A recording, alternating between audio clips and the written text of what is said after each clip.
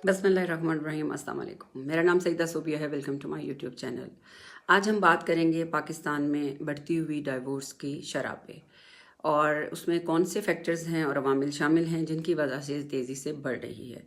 सबसे पहले अगर हम बात करें तो किसी क्लास में हो सकता है कि ये बहुत तेज़ी से बढ़ रही हो, और हो सकता है कि किसी क्लास में अभी तक ये हुई ना हो, और या हो रही हो या कम हो रही हो। लेकिन हम देखते हैं आजकल कि सोशल मीडिया में जो हमारे ग्रुप्स हैं, फेसबुक के जो मीडिया का जो हमारे प्लेटफॉर्म्स हैं, जैसे ट्विटर हो गया, इंस्टा हो गया, वहाँ पे ख़वातीन शेयर करती नज़र आती हैं अपने डिवोर्स के एक्सपीरियंसेस।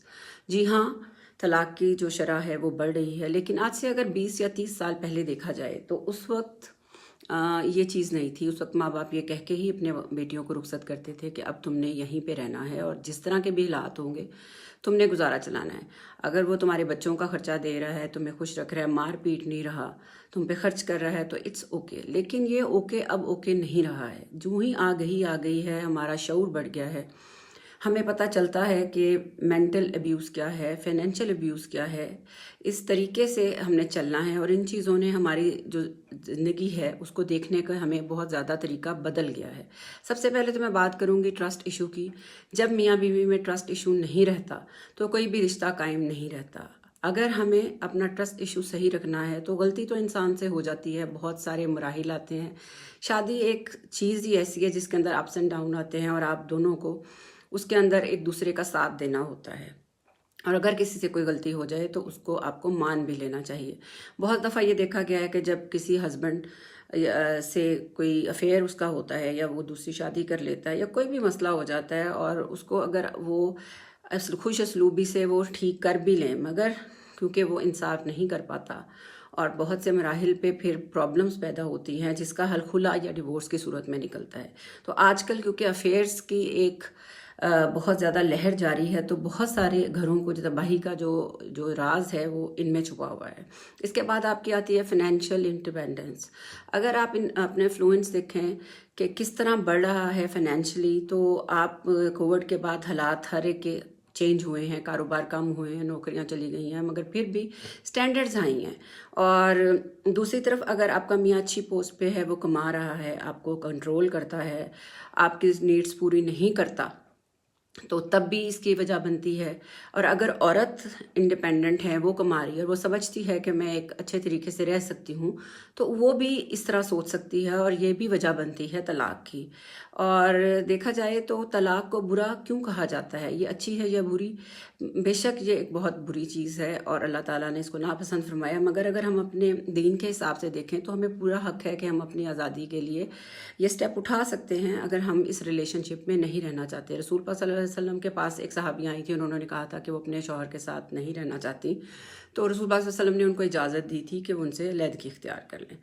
तो बात ये है, इसमें ये बात इसलिए नहीं करी कि औरतों को इससे मतलब ये वो समझें कि जी अब हमें हक है। हर सिचुएशन में ये चीज़ नहीं चलती, सेक्रीफाइसेस देने पड़ते हैं, रिलेशंस बिल्ड करने पड़ते हैं, और फिर जाके ये रिश्ता निभता है। और बहुत सारी चीज़ें हमें देखनी होती हैं, क्योंकि तलाक के बाद औरत का क्या मुस्तकबिल है। जो तो इंडिपेंडेंट है वो तो ठीक है, मगर जिनका कोई आगे पीछे नहीं है, बच्चे हैं, और वो खुद पे इंसार नहीं कर सकती, अगर उनकी फैमिली उनको देख लेती है तो बड़ी बात है, अदरवाइज़ उनको खुद ही अपने पे इंसार करना पड़ता है। इस वजह से भी कई लोग अब्यूसिव रिलेशनशिप्स में चलते रहते हैं, और वो नहीं चाहते कि हम इससे बाहर आए। तो बात हो रही थी कि अगर हमें अब ये आगाही हासिल है कि किस जगह पे हमने नो कहना है और हमारे साथ क्या हो रहा है और हमने किस तरह सही तरीके से अपनी ज़िंदगी गुजारनी है, तो उसके लिए ज़रूरी है कि हम अपनी कमिटमेंट अच्छी करें। हमें इतना हौसला होना चाहिए, दोनों जो पार्टनर्स हैं उनको इतनी दयानतदारी दिखानी चाहिए कि वो चाहे किसी भी स्टेज पे कोई भी मसला उनकी ज़िंदगी में आ जाए, उनको इमोशनली अपने आप को इस काबिल रखना चाहिए कि वो एक दूसरे से अपनी बात कर सके, उसका हल ढूंढ सके। और दूसरे जो आपका पार्टनर है उसको भी दयानतदारी से आपको ये टाइम देना चाहिए कि आप उसकी बात सुने, और उसके जो भी आप फर्दर कर सकते हैं उसके लिए करना ज़रूरी है। और एक वजह जो हम देखते हैं कि आजकल टीन एज शादियाँ, जैसे कि लव मैरिज, छोटे छोटे बच्चे 20, 18 साल के कर रहे हैं, और फिर वो अपनी मर्ज़ी करते हैं, और वालिदैन भी फिर कहते हैं कि जो किया है भुगतो।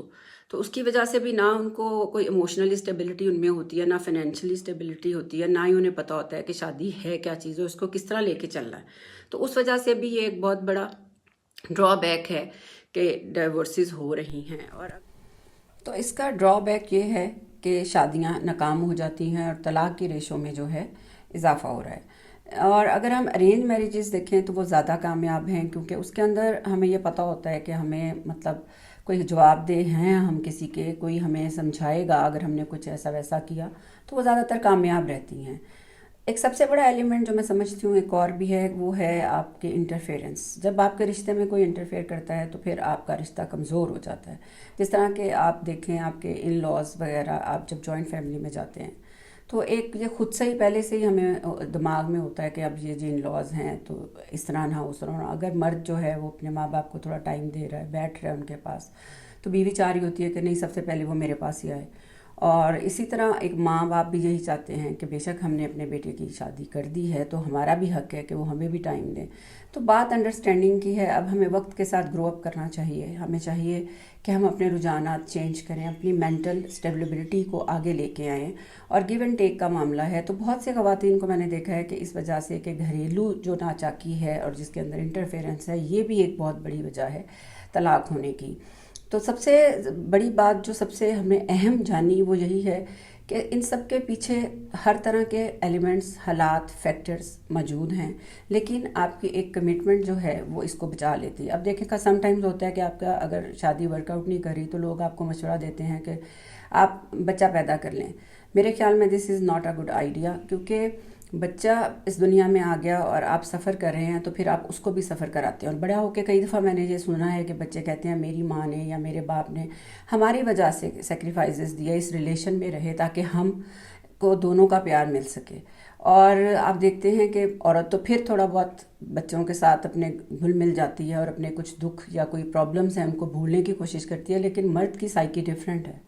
وہ ڈسٹنٹ اور ہو جاتا ہے اپنی بیوی سے، اور اسے یہ لگتا ہے یہ تو اب اپنے ان چیزوں میں مگن ہوگی، اس کو میری ذرا بھی پرواہ نہیں ہے۔ تو یہاں پہ پھر دوبارہ ایلیمنٹ آتا ہے ٹرسٹ کا، ایک دوسرے پر ٹرسٹ کریں۔ اگر آپ ایک دوسرے کا خیال نہیں رکھتے، اگر آپ ایک دوسرے کا ساتھ نہیں دے سکتے، اگر آپ ایک دوسرے کی کیئر نہیں کر سکتے، تو پھر اس رشتے کا کیا فائدہ؟ ہر رشتہ قربانی مانگتا ہے اور سیکریفائسز دینے بہت ضروری ہیں۔ اور اگر ہم چاہتے ہیں کہ ہمارے رشتے قائم رہیں اور ہمارا معاشرہ ایک اچھے طریقے سے تکمیل پائے، تو ہمیں ضرورت ہے ایجوکیٹ ہونے کی اپنے آپ کو۔ یہ ایجوکیشن صرف آپ کو باغی ہونا نہیں سکھاتی، بلکہ آپ کو شعور جو ہے وہ تو آپ کو لینینٹ ہونا سکھاتا ہے۔ اور اسی لیے اگر ہم اپنی اناؤں کو بھلا کے اور یہ سوچ کے کہ ایک فیملی انوالو نہیں ہوتی، اس کے اندر بہت زیادہ لوگ انوالو ہوتے ہیں جو تکلیف اور دکھ سہتے ہیں، آپ کے پیرنٹس ہیں، آپ ہیں، آپ کی اولاد ہے، آپ کے بہن بھائی ہیں، تو اگر ہم کوشش کریں تو یہ رشتہ نبھ سکتا ہے۔ اور ہمیں ضرورت ہے کہ ہم اس پہ بات کریں تاکہ کل کو ہماری سوسائٹی جو ہے اس پہ یہ اس کا لیبل نہ لگ جائے اور ہمارا معاشرہ بالکل ہی تباہ نہ ہو جائے۔ امید کرتی ہوں آپ کو میری آج کی ویڈیو اچھی لگی ہوگی۔ اگر اچھی لگی ہے تو please like it, subscribe it, share it and do comment, اور اپنا بہت خیال رکھیں۔ ملتے ہیں اپنی نیکسٹ ویڈیو تک۔ اللہ حافظ۔